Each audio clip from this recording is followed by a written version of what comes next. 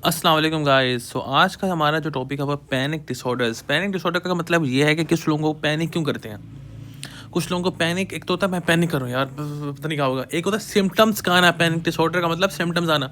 एक तो होता है यार मुझे पैनिक हो रहा है यार, पता नहीं वाइवा में क्या बनेगा यार, एग्जाम में क्या होगा। नहीं, you are not, this is not panic disorder. Panic disorder is a disorder जिसमें सिम्टम्स आए brother.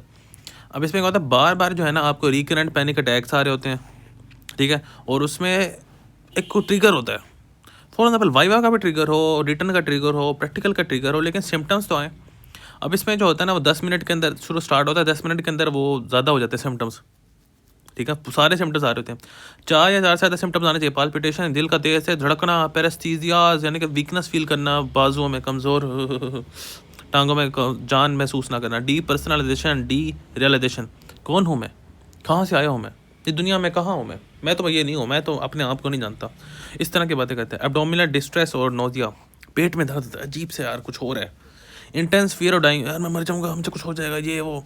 Intense fear of losing control, अपने कंट्रोल को खो देना, यानी कि गाड़ी चला है तो गाड़ी को खो देना, ये वो चीज़ें। तो इस तरह की चीज़ें। लाइट हेडनेस, यानी कि उसे लगता है कि वो चकरार सर, उसका सर चकरार है, he is vertigo. Chest pain, उसके सीने में दर्द होता है। चिल्स, उसको ऐसा लगता है ठंड लग रही है। चॉकिंग, मतलब उसे ऐसे चौक कर जाता है जैसे बंदा सांस ना आ रहा हो, बस घुटन सी महसूस हो रही हो उसे। स्वेटिंग, पसीना बहुत आता है। शेकिंग, वो हिल रहा होता है। शॉर्टनेस ऑफ ब्रेथ, उसे ऐसे सांस की कमज़ोरी होती है, यार मुझे सांस नहीं आ रहा, यार मैं क्या करूँ, इस तरह की ऐसे आता है।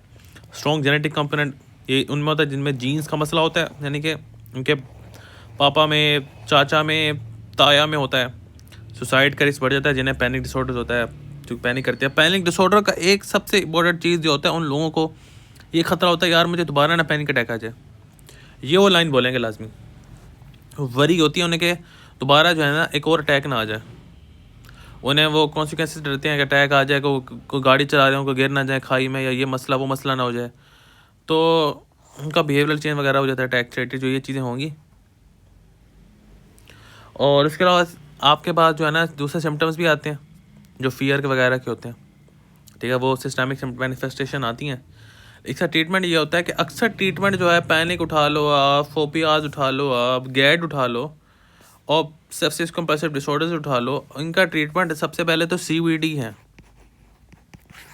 Compulsive cognitive behavioural therapy. उसे समझाते हैं बैठ के, भाई आप क्या मसला है, क्या ट्रिगर है, आपने कैसे दूर करना है। उसका अलावा SSRIs और SNRIs, ये याद कर लें बस आप, ठीक है। ये ट्रीटमेंट इसका है। बाकी ये फर्स्ट लाइन ट्रीटमेंट, बाकी हर चीज़ सेकंड लाइन ट्रीटमेंट है। जैसे बेंजोडाइज़ेपिन दे दिए पैनिक डिसऑर्डर में देते हैं, लेकिन सेकंड लाइन है तब, ठीक है। कभी कभी इस्तेमाल कर लेते हैं एक्यूट सेटिंग में। जैसे SSRIs वगैरह में जो है ना वो काफ़ी टाइम लगता है, उसे 2 से 3 हफ्ते लगते हैं, या 2 से 4 भी लग सकते हैं। बाज़ किताबों में लिखा हुआ है 4 से 6 भी लग जाते हैं। तो उसमें हम एक्यूट सेटिंग में बेंजोडाइज़ेपिन वगैरह दे सकते हैं। तो पैनिक डिसऑर्डर क्या होता है? पैनिक डिसऑर्डर हमारे पास ये होता है कि हमारे पास उस बंदे के अंदर जो है ना कोई भी एक ट्रिगर हुआ, वाइवा फॉर एग्जाम्पल होने वाला है, उसका 2 रोल नंबर रह गया और उसको पैनिक आने लग गया, उसको पसीना बहुत ज़्यादा आने लग जाएगा, उसके हाथ कांपने लग जाएंगे, उसका दिल की धड़कनें तेज़ हो जाएंगी, उसको सांस नहीं आ रहा, उसे लग रहा है घुटन सी महसूस हो रही है, ठीक है, सफोकेशन हो रही है, और ये चीज़ें होती, ठंड सी लग रही है उसे, अब बाजों में कोई जान नहीं रहेगी, उसे लगता है कि वो मर जाएगा। तो ये चीज़ें होती हैं, ठीक है। और उन लोगों में होता है जिनमें कोई ट्रिगर आ गया, या जिन्होंने अपने किसी करीबी की मौत देखी हो, तो उसके बाद उनको ये चीज़ें आती हैं कभी कभी। और इसका उनको मसला ज़्यादा ये होता है कि उन्हें फियर होता है कि दोबारा ना आ जाए। तो ये चीज़ चल रही होती है। बाकी इसका ट्रीटमेंट वहीं आता है, SSRIs SNRIs, लेकिन ये टाइम लगता है इनको काम करने में, तो तब तक जो है ना बेंजोडाइज़ेपिन से हम काम चला लेते हैं। तो ये हमारे पास पैनिक डिसऑर्डर होता है। इसका जिन लोगों को वाकई में मसला हो, उनको चाहिए कि वो जो है ना अपनी किसी डॉक्टर को चेक करें और उनसे दवाई लें, या अपने आप को खुद ही समझाएं, या डॉक्टर से बात करें, डॉक्टर समझाएगा कि क्या मसला है, क्या ट्रिगर है, क्या आपको करता है। जैसे एग्ज़ाम वाइवा किसी को ट्रिगर करा, पैनिक डिसऑर्डर लोगों को करते हैं, तो समझाना पड़ेगा ना कि यार इतनी बड़ी कोई चीज़ नहीं है वाइवा, तो ये तो दुनिया के एग्ज़ाम है, आखिरत का एग्ज़ाम होता है। तो बंदे को समझाएंगे तो फिर वो समझ भी जाता है। लेकिन अगर कोई किसी को ना समझ आ रही हो, तो फिर उसको हम दवाइयाँ से इस्तेमाल करके हम ठीक कर सकते हैं इंशाल्लाह। तो ये है पैनिक डिसऑर्डर।